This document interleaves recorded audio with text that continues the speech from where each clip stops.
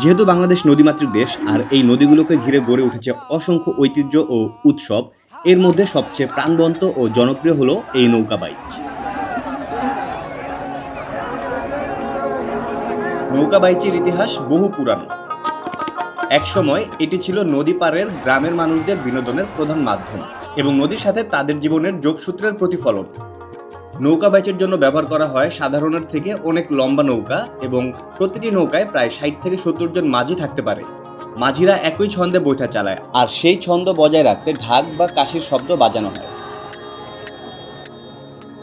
এই প্রতিযোগিতায় অংশ নেয় ভিন্ন ভিন্ন গ্রামের টিম আর তা উপভোগ করতে ভিড় জমায় হাজার হাজার মানুষ। আর তখনই নদীর দৃশ্য হয়ে ওঠে উৎসব মুখর।